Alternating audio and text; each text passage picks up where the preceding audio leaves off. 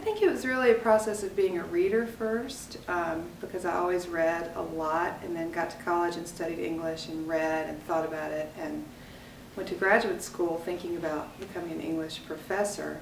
And while I was there, I worked at a part-time job for Rita Dove, who's a poet at UVA. And the more I worked with her and saw the way her work, the lines that it followed were very associative thinking, not linear in the way that, say, a dissertation would be. So I started to migrate over to the creative writing side, and that's where I stayed, and I'm getting more that way.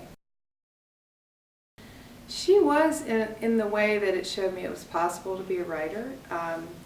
Because I was her assistant, I dealt with a lot of gatekeeping issues. She was quite popular and had just finished being Poet Laureate of the United States. So she was the closest thing to a celebrity that you get in poetry. So we didn't do a lot of, she never read my work, but just her example of you can do this in life. You can be a writer and also reach a lot of people. So those two things were attractive. I think it's a way of working those things out. You know, I think I take a very long time, as many people do, to process your circumstances. And so I think it's a way to get at what's underneath the daily life and try to figure out what that means in a way that's you're not able to articulate it necessarily in, say, an essay or journal writing. It's much more ephemeral. So poetry seems like visual art too, a way to capture some of these undercurrents of daily life. My first poem probably was when I was in graduate school, and I was house sitting for someone, and they had this lovely sort of tropical forest kind of study, and so I just went in there and wrote some things about plants, and it turned into a poem. So I thought, wow, this is easy, but of course it's not easy at all. It was at the time, but I think so. I think the landscape is, you know, as you move through it every day, if you don't notice it, then you're a little poorer in spirit. So I like to look at it a little more deeply. If it's magnificent, the world.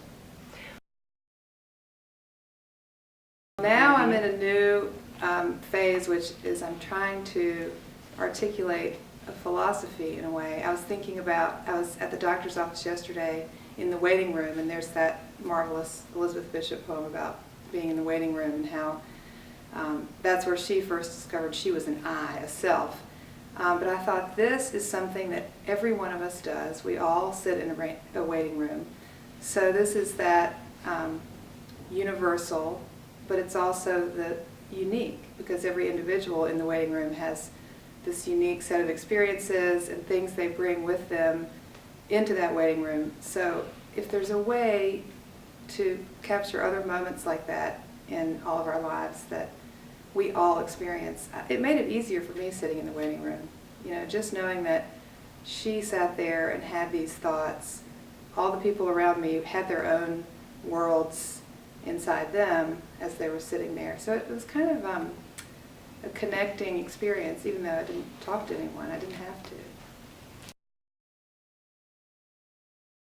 I think it's a feeling usually, or sometimes it's a phrase. I mean, the other thing about poetry is it's language driven often. So if something sounds good or interesting, then I'll take it from there. But if the phrase rattles around in your head for a while, or as you're walking along the street and you get a rhythm and some words that go with it, then you kind of, it's like Harold and the Purple Crayon, you know, you draw your little line and then you keep stepping out on it and you just follow it wherever it takes you. So I think it is for other people who maybe would say, aha, I've thought that, or I've felt that way, but nobody's ever said that out loud. You know, it's much easier to write a poem and have somebody read it than try to say something to someone.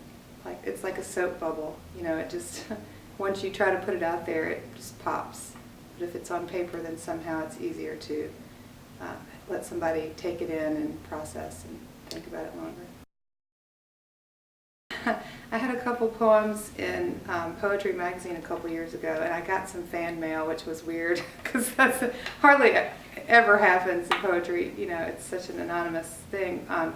But this woman said, you know, I have your poem on the inside of my medicine cabinet, and when I open it in the morning, it makes me be able to go on. I mean, maybe that's too strong, but she said it really gives me hope that, I think the last line is, there's so little I know about what to do, but I let them be. And so it's kind of this Beatles kind of let it be philosophy, but I think, you know, it made her think, oh, okay, well, there are other people out there who are just groping their way just as much as I am. And when she opened her medicine cabinet, that was there, and she thought, all right, I'm going to just let it be. Yeah.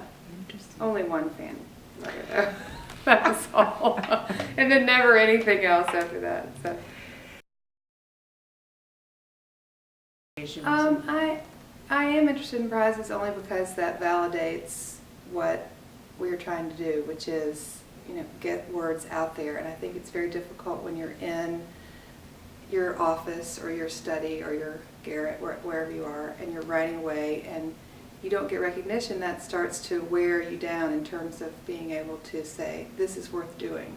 But if there's some exterior person who says, we read this, we thought this was worth drawing more attention to, then that gives you a little boost. You know, I think one would do it anyway. That's how I feel. I always have written and will always write, but it's nice to get that little recognition. I like to. You know, I'm doing this thing now that's in the artist's way. I don't know if you know that book, Julia Cameron. I think some people think it's kind of hokey, but I like it. Every morning you write morning pages. So the very first thing when you wake up, you take your notebook and just write longhand for 3 pages. It doesn't matter what you say, you just don't take your pencil off the page. And then 8 weeks later you come back. You don't look at it in between times. You just keep logging those pages in. And then after 8 weeks you look at it and take a highlighter and just highlight the refrains, first of all, of like, oh, I should really go get my tooth checked or whatever that is. And then underneath that are all these kind of crazy chunks of psychic landscape that you can work with. And it's great. You know, I think that's, real poems come from that kind of almost disordered place when you just wake up or you're very tired or the lights go out. Well, I do actually teach 4th, 5th, and 6th graders poetry, so I talk to them a lot, and they're marvelous because they have no fear, first of all. They just put it out there, and they write about all kinds of stuff. But my advice is just to always write, you know, always have your notebook, jot down anything that strikes your fancy, and then you can always throw it away later, but if you don't capture it, then it's gone, and you think you'll remember it, but you forget things. Well, of course, the craft you have to learn, and you have to read an enormous amount. So I think the more poetry you read, you figure out what strategies you can use. Of course, the rhythm, the meter, rhyme I still use. It's all, the language is so rich, and you have to use it well. But I think what they have that we forget about is just confidence. You know, they say what they need to say, and I think in a structured school environment, they can't wait for poetry because they feel like, here's my chance to make something, first of all, that they can share, and also just to have their, whatever they're dealing with. It can be a silly thing. It can be that they hate their sandwich that day, or it can be something really serious that they're afraid of. But they get it out there, and it helps them to, you know, it's not therapy, but it's a way of transmuting these things into something valuable that they can share, and they do with each other. They can't wait to read what they've written out loud to each other, which is great. I do. I don't like writing prose. I like reading it, but I think it's difficult to sustain a linear argument. I would much rather have a conversation that's a little bit more free and allows for tangents, because that's the way my mind works. And I like the possibility that's in poetry that you could just capture an image, and that can say something as much as, you know, a 3-page essay with a topic sentence and then following through that way. Well, so I'm going to China in December, and I'm starting to read the Women Poets of China. And in fact, my son is taking Chinese, and what they his teacher has him memorize the great poems in Chinese and then translate them into English. And so I would say my first thought was, this is great, we should do this, because it is rather universal.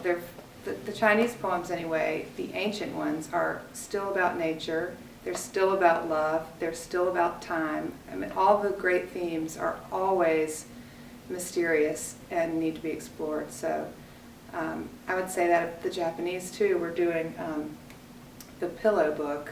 I don't know if you've heard of her. She's a 10th century maid for one of the royal families in Japan, and she had this wooden pillow with a drawer in it with her notebook in it, and every night before bed she would pull it out and jot down her musings in their poems. You know, they're just, some of them are just lists of things, you know, elegant things, things that make your heart beat faster, things that make you feel unclean, and to me they're just as vital today as they were in the 10th century.